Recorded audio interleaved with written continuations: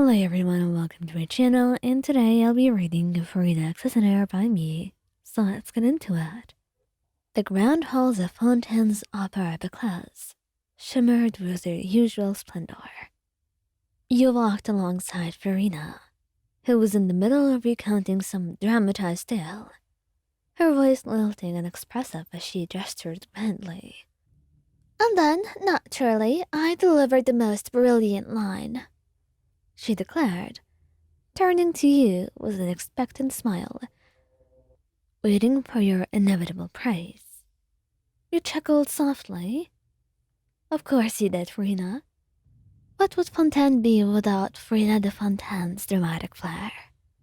Precisely, though I wouldn't have expected you to be so agreeable.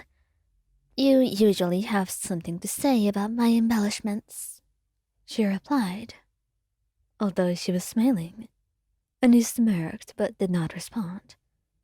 The light-hearted moment was cut short as a shadow moved in the corner of your vision, and your instincts flared, the hairs on the back of your neck standing on end.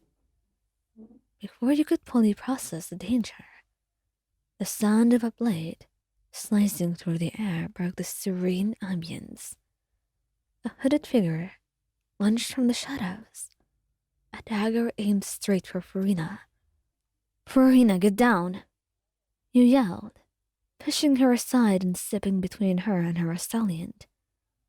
The dagger grazed your arm as you deflected the strike with whatever force you could muster, and pain shot up your arm. But you clenched your teeth and focused, adrenaline coursing through you. The assassin snarled and came at you again, but you sidestepped, throwing a kick that knocked them off their balance. And Furina gasped from where she had fallen, her eyes wide with shock. "What is the meaning of this?" she stammered, her voice uncharacteristically shaken. "Stay back," you barked, your attention fixed on the attacker. As they recovered and lunged again, you managed to grab their wrist, twisting it until they dropped the dagger with a clatter. "Who sent you?" you demanded, your voice sharp and commanding, as you pinned the assailant to the ground, and the hooded figure struggled briefly before spitting out, "Furina de Fontaine must pay for her sins. Fontaine deserves justice." She froze at the words, her usual confident expression replaced with one of guilt and shame. And so, with a quick, decisive strike, you knocked the man unconscious. Silence before the surroundings, save for Furina's shallow breathing and the pounding of your heart. You turned to her, your chest heaving. "Are you all right?" She slowly got to her feet, brushing off her shirt with trembling hands. I think so," she replied, her voice barely above a whisper. Her usual theatrical tone was gone, replaced with a vulnerability you rarely saw. Stepping closer, you placed a gentle hand on her shoulder. "They didn't hurt you, did they?" She shook her head, her eyes darting to the unconscious attacker. "No, thanks to you." Her voice broke slightly, and she looked up at you. "Do I really deserve this? I know some people I haven't been able to save, but I was only trying my best. I didn't want any of that to happen." Your jaw tightened, the assassin's words replaying in your mind. "Listen, Furina. You did your best. There was nothing else you could do. And you saved everyone. No one could blame you for what happened. Okay? They just don't understand. That's why they're speaking so foolishly," you said gently, moving to stand in front of her. and her gaze searched yours, tears threatening to spill as her usual bravado crumbled. Do you really believe that?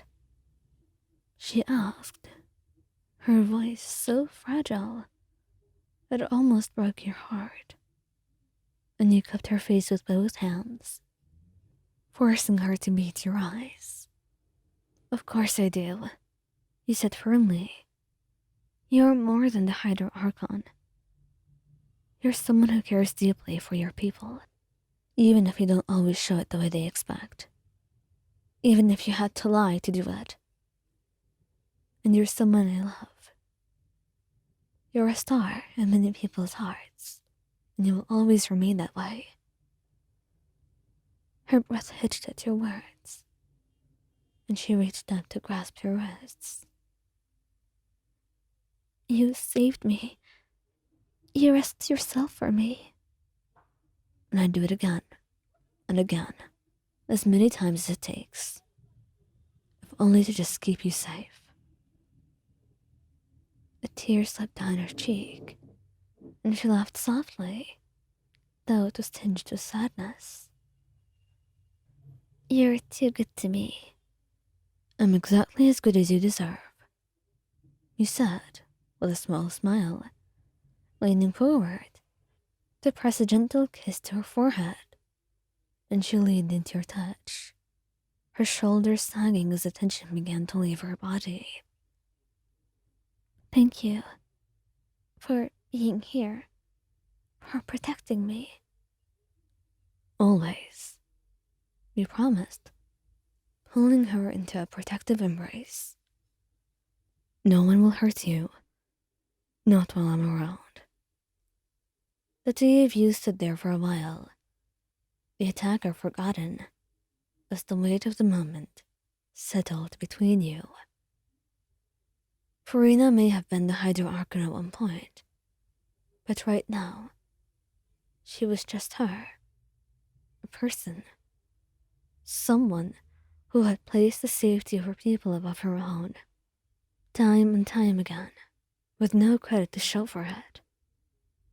She had the purest of hearts, and you could tell that just from a glance. And so you held her tightly, silently vowing to be her shield in a world that often expected too much of her. You would let her enjoy her life as a human now, no matter what it took.